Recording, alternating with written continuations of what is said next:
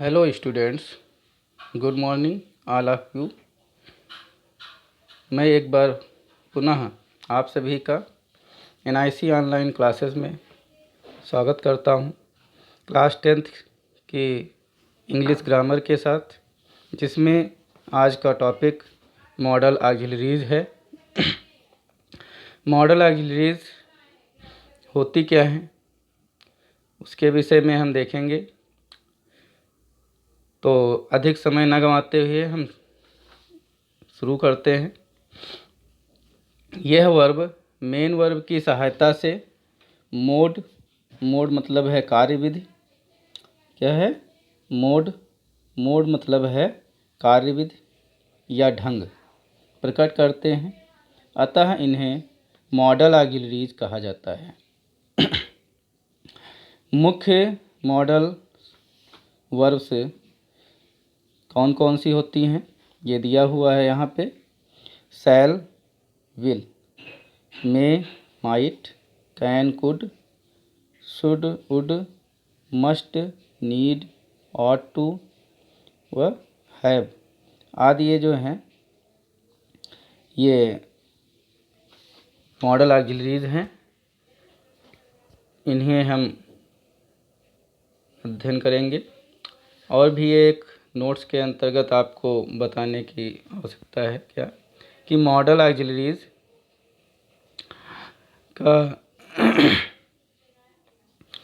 Model auxiliaries जो है उस सब्जेक्ट के सब्जेक्ट के नंबर अर्थात वचन व टेंस के रूप के अनुसार नहीं बदलते। कहने का भाव है कि मॉडल ऑक्सिलरीज का रूप नहीं बदलता।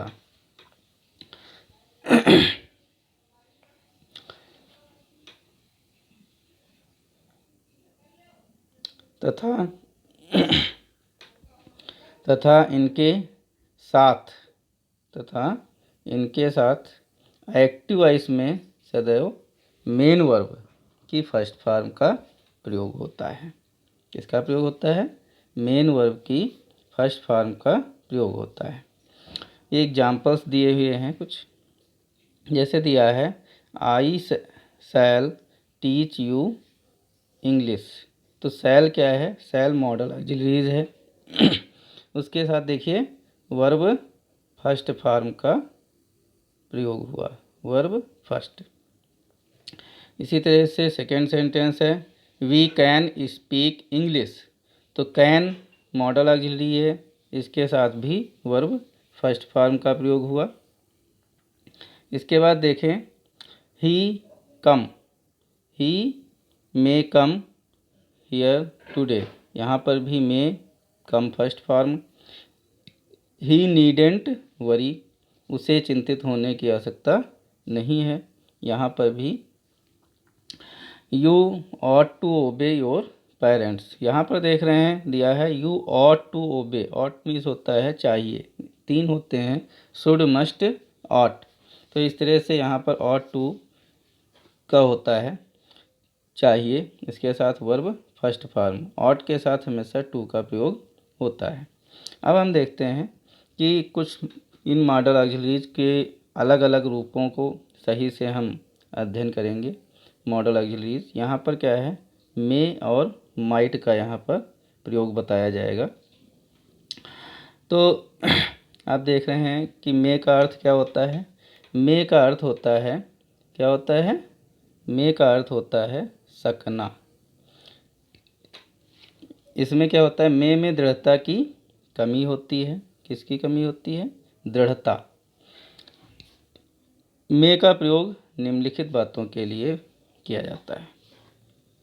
जैसे फर्स्ट रूप में क्या बताया? अनुमति लेने या देने के रूप में। अनुमति लेने या देने के रूप में। तो अनुमति लेने के रूप में प्रायः ये सेंटेंस जो हैं ये किस रूप में होते हैं? इंट्रोगेटिव के रूप में।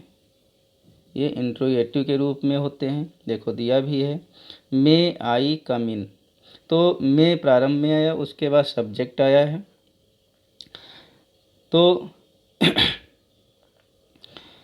इस तरह से देख रहे हैं, इसमें अनुमति लेना हुआ। इसी में दूसरा भी है, मे आई सिट। तो मे क्या है, प्रारंभ में आ रहा है, फिर सब्जेक्ट आ रहा है, लास्ट में क्वेश्चन मार्क भी लगा हुआ है। तो ये इंट्रोगेटिव रूप में होते हैं और मांगने के रूप में। किंतु जब अनुमति देने का भाव आता है तो वहाँ पर ये असर्टिव रूप में हो जाते हैं, अफर्मेटिव रूप में। तो यहाँ पर देखिए क्या है दिया है, यू में कम इन। क्या दिया, यू में कम इन। यहाँ पर ये अनुमति दे रहा है, तो यहाँ पर क्या है, ये अफर्मेटिव रूप है। कौन सा रूप है इसका, इस सेंटेंस का, अफर्मेटिव।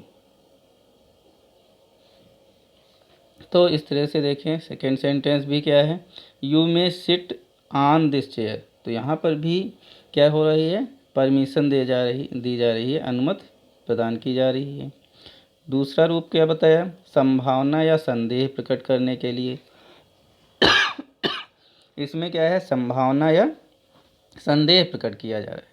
जैसे इट मे रेन, अब ये संभावना ही की जा सकती है कि बारिश हो सकती है या नहीं हो सकती है। कोई भी भविष्य की बात है वो संभावित ही होती है। या ही मे बी लेट, जैसे कहा कोई आने को है, कहा वो उसे देर हो सकती है। तो इस तरह से यहाँ पर क्या है, ये संदेह प्रकट किया जा रहा है, संदेह का भाव प्रकट हो रहा है। फिर दिया ही मे कम हियर टुडे, यहाँ पर भी संभावना प्रकट की जा रही है, ही मे कम हियर टुडे, वो आज यहाँ पर आ सकता है। तो इस तरह से ये संभावना प्रकट की जा रही। और भी कहा शुभकामना या प्रार्थना प्रकट करने के लिए, किसके लिए, शुभकामना या प्रार्थना प्रकट करने के लिए भी मे का प्रयोग होता है।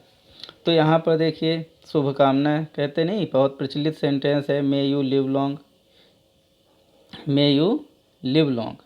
तो इस तरह से ये आपने देखा कि मे यू लिव लॉन्ग, तुम दीर्घायु हो, लंबी उम्र तक जियो। या फिर दूसरा सेंटेंस देख रहे हैं, may God bless you with a child. तो ये इसमें प्रार्थना की जा रही है कि ईश्वर जो तुम्हें है वो क्या दे, एक पुत्र की प्राप्ति दे। इस तरह से ये मे का यूज था, विशेषता। इसके बाद हम अब माइट का देख लें इसी के साथ ही, क्योंकि ये माइट जो होता है वो क्या होता है, मे का पास्ट। मे का पास्ट जो है वो माइट होता है। इसका अर्थ होता है सका। यहाँ पर देखिए हमने पहले से भी लिख रखा है, माइट मे का पास्ट रूप है। इसके साथ भी वर्ब की फर्स्ट फॉर्म का प्रयोग किया जाता है। एक स्पष्ट रूप से आप ध्यान देंगे, जितनी भी मॉडल ऑक्सिलरीज हैं, इनके सबके साथ वर्ब फर्स्ट रूप का ही प्रयोग किया जाता है। जितनी भी मॉडल ऑक्सिलरीज हैं उनके साथ वर्ब फर्स्ट फॉर्म का ही प्रयोग किया जाता है। तो इस तरह से आप ध्यान देंगे। इसके बाद देखिए आगे बताया है, भूतकाल में अनुमति लेने या देने के लिए भी। अब भूतकाल की बात अभी बताया कि मे का पास्ट क्या है, माइट है। तो यहाँ पर भूतकाल अर्थात पास्ट टेंस में अनुमति लेने या देने के लिए, मे में भी था अनुमति लेने या देने के लिए, वही चीज़ यहाँ पर भी आई, अनुमति लेने या देने के लिए। तो यहाँ पर देखिए, आई टोल्ड हिम, मैंने उससे कहा, मैंने उसे बताया, क्या बताया, that he might go home, कि वो घर जा सकता है, कि उसे अनुमति प्रदान कर दी गई। फिर कहा ही माइट सी, वो देख सकता है, किसे, वो मिल सकता है, किससे, हिज फादर, अपने पिता से, यस्टरडे। तो यहाँ पर देखा कि भूतकाल की अनुमति लेने या देने के रूप में प्रयोग हुआ। होता क्या है, इसके बाद क्या है, संभावना। भूतकाल में संभावना प्रकट करने के लिए भी इसका प्रयोग होता है। इसका प्रयोग बहुत कम संभावना या अधिक संदेह प्रकट करने के लिए किया जाता है। मतलब इसमें संभावना तो होती है, लेकिन कोई भी कार्य की बहुत कम ही संभावना की जाती है, आशा की जाती है कि ये पूरा ही होगा या नहीं। जैसे यहाँ पर आप देख रहे हैं कि दिया है इट माइट रेन। क्या दिया है? It might rain. तो यहाँ पर है क्या, मतलब कह रहा है इट माइट रेन, बारिश हो सकती है, लेकिन कहते हैं बारिश होने की संभावना तो है, होने की संभावना तो है, लेकिन है क्या, बहुत कम संभावना है। क्या है?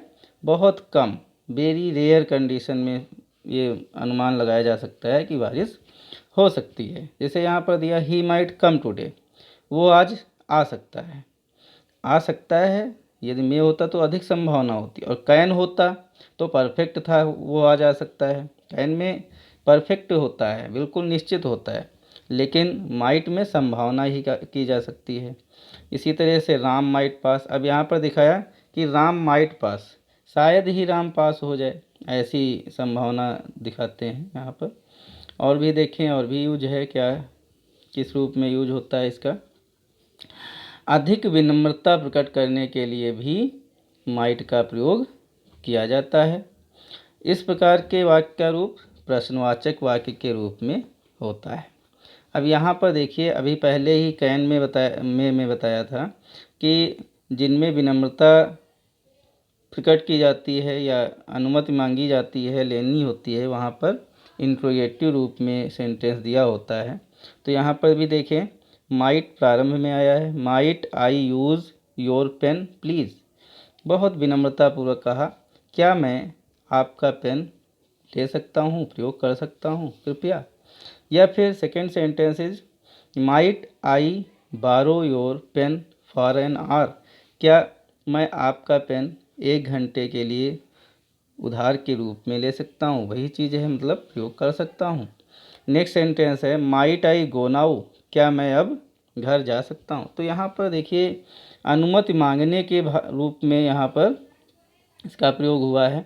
इस तरह से आप देख रहे हैं कि किस तरह से हम इसका प्रयोग करेंगे।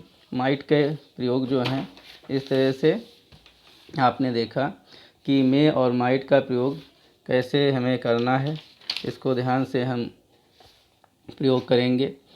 अगर आप देखते हैं कि यहाँ पर अनुमति लेने के रूप में है, यदि यहीं पर देखा जाए अनुमति देने के भाव में आए तो हम क्या प्रयोग करते हैं। जैसे अभी था, हमने क्वेश्चन किया माइट आई गो नाउ, तो यहाँ पर हम अधिक विनम्रतापूर्वक अनुमति देने के रूप में कैसे प्रयोग करते हैं। अनुमति देने के रूप में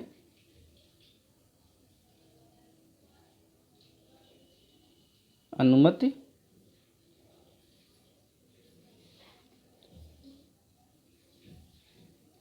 देने के रूप में कैसे प्रयोग करते हैं, सेंटेंस ही हम देख लेते हैं direct.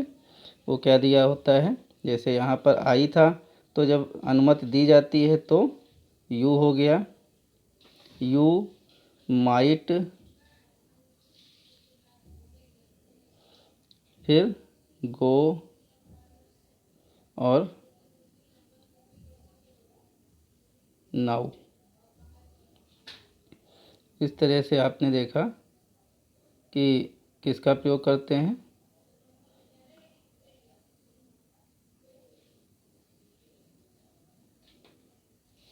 Okay, good, thank you for watching video.